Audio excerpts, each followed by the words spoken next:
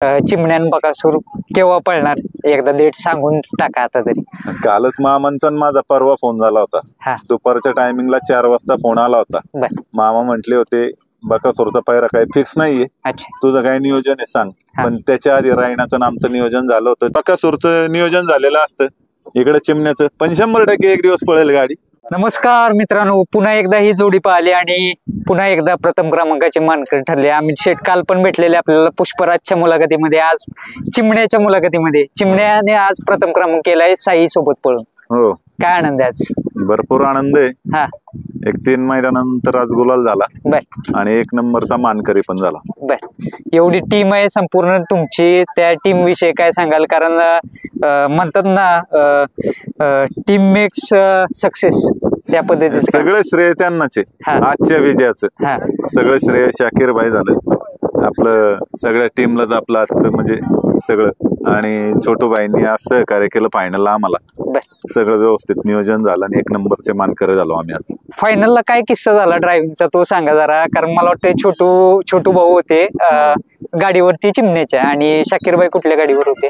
शाकीर भाई शंभू आणि वजीरच्या गाडीवरती होते. अच्छा. शाकीर भाईची आणि माझी पहिली चर्चा झाली. बर तर शाकीर भाई म्हणले जो वजीर आहे हा तो आपला पुढं थांबत नाहीये बैल, बर तर ते दुसरा ड्रायव्हर बसवलं तर तो बैल पुढे जाईल निघून. बर. त्याच्यामुळे शाकीर भाई म्हणले मी या गाडीवरती बसतो, छोटू भाईला आपण त्या गाडीवरती बसू, असं नियोजन झालं. एवढी मोठी खरेदी केली अमित शेठ, त्यावेळेस काय वाटलेलं आणि आता कसं वाटतंय? कारण एवढं म्हणजे कन्सिस्टन्सली तो पोहतोय आणि गुलालात राहतोय. मी त्यावेळेस बी खरेदी करताना मी मनमोकळेपणाने गेलेली आहे, हा आणि आज बी त्याच्याबरोबर त्याच्या ज्यावेळेस हार होते त्यावेळेस बी त्याच्याबरोबर तसाच ठामपणे उभा आहे, आणि आज एक केलाय त्याचप्रमाणे आज बी उभा आहे. बर, हो. काय होतं की एखादा पराभव होतो मध्ये आधी, त्यावेळेस कशा पद्धतीने पाहता आणि त्यातून कुठेतरी काहीतरी गोष्टी शिकायला मिळतात आपल्याला, त्यातून शिकून पुन्हा एकदा दुसऱ्या मैदानात त्याच क्षमतेनं आणि त्याच गतीनं उठून बैल पोहतो, त्याविषयी काय सांगाल? आणि तुमची मानसिक स्थिती काय असते? नाही, ज्यावेळेस हार होती आपली त्यावेळेस कुठंतरी आपली थोडीफार नियोजनाची इकडे तिकडे चालढकल झालेली असते, आणि त्याच्यातनं थोडंसं आपलं काय चुकलंय काय नाही त्याचा अभ्यास करून शाकीर भाई आम्ही सगळेजण चर्चा करून ते सगळं परत नियोजन आपलं नवीन परत उभार धरायचे आणि विजयाकडे वाटचाल करायची. दोन्ही ड्रायव्हर बनेनवरती असतात. एक प्रकारे त्याविषयी काय सांगेल? कारण म्हणतात ना एवढी तब्येतीला नाही दोन्ही, पण ड्रायव्हिंगच्या बाबतीत नाद नाही करायचं. शिकारी तब्येती नाही पण शिकारी खूप मोठे हा शिकारी खूप मोठे. काय जिम बिम चालू केली काय शाकीर भाई? जिम नाही, आधीच कट्स आहे भरपूर, हा. त्याच्यामुळे जिमची गरज नाही. संभाजीनगर एक प्रकारे शाकीर भाई कशा पद्धतीनं आज दोन्ही बैल पाहिली? दोन्ही बैल, कारण दोन्ही पण गाड्या चांगल्या पळाल्या. बर हा, आणि फायनलला अपेक्षा हीच होती आम्हाला. बर, कारण 2-3 मैदानापासून असंच घोटाळा होत होता. म्हणलं तर गुलालासाठी गुलाल घेऊनच जायचं घरी, तसं माघारी जायचंच नाही. बर, आता चिमण्या छत्रपती संभाजीनगरला जाणार. हो, आता घरी जाणार पहिलं. अजून शेठ जे बरेच दिवसानंतर आलेत, आज काय आज कसा आनंद आहे? तुम्ही येत जावा वरून, कारण काय चिमण्या गुलालात राहतो.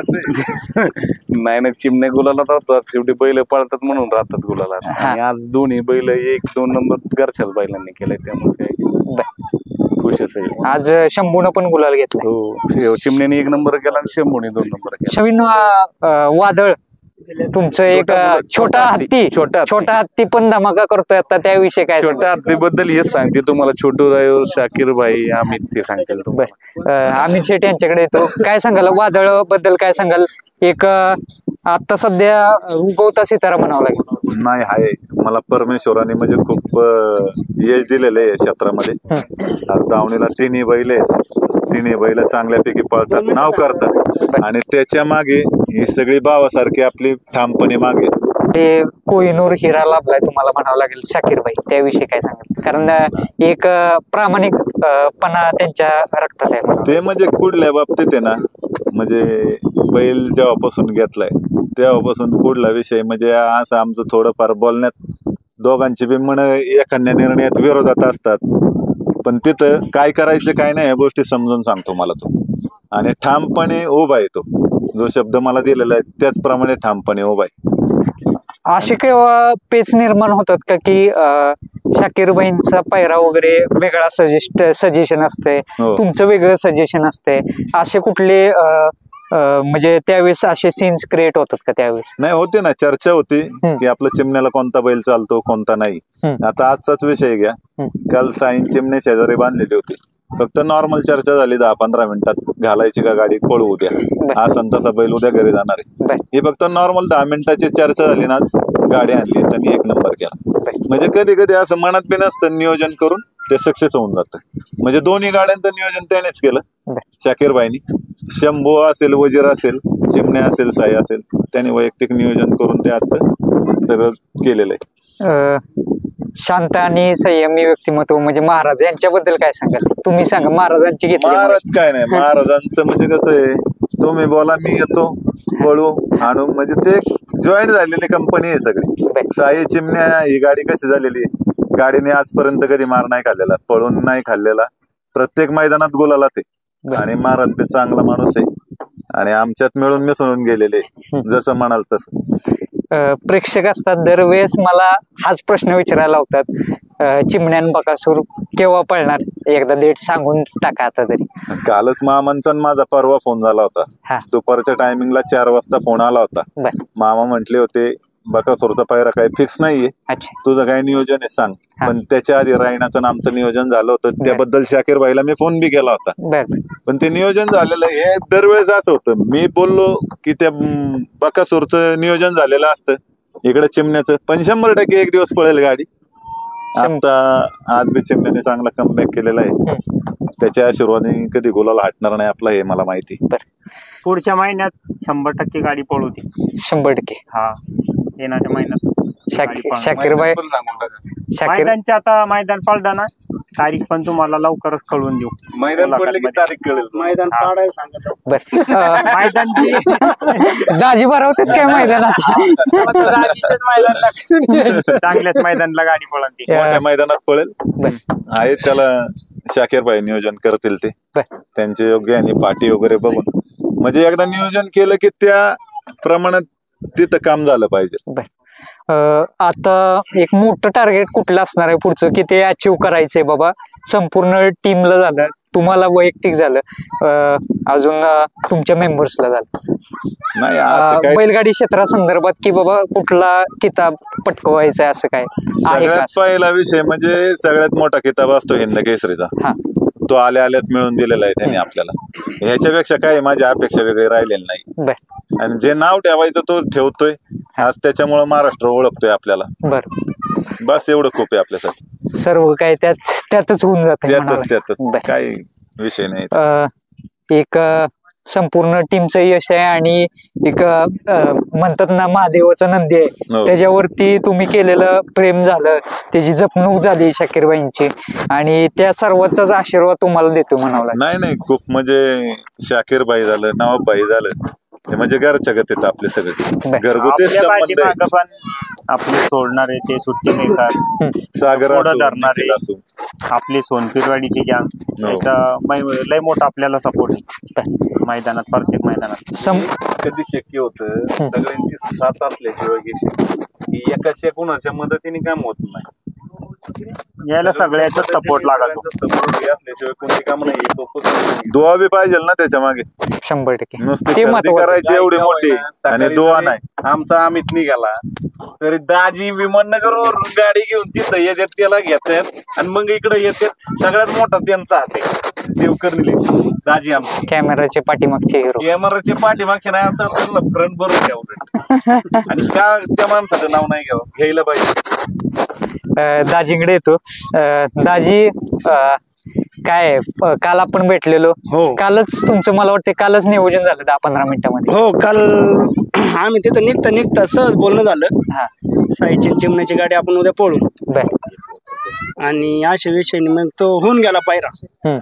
आणि मग काल आम्हाला रात्री तिकडनं इतका पाऊस रात्री झाला की आम्हाला रात्री घरी यायला 2 वाजले रात्री. बर 2 वाजता तरी पाठ रोजचा गजर असतोच दारामुळे ती सवय लागलेली लवकर उठायची. 5:30ला उठून सकाळी आम्ही शेटला घेऊन आम्ही मैदान आज गाठले. आणि आज आम्हाला लय मोठा आनंद आहे आज. का तर 2-3 गुलाल त्याचे तुटले होते. म्हणजे आज हे गुलाल कोणत्या परिस्थितीत आम्हाला हवाच होता आणि ते करायचंच होतं. आणि ते काय होतं आणि एक नंबर सगळ्यांच्या आशीर्वादाने ते होऊन जात. सगळ्यांची दुआ आहे त्यामुळेच एवढं पळतोय म्हणावं लागेल चिमण्या.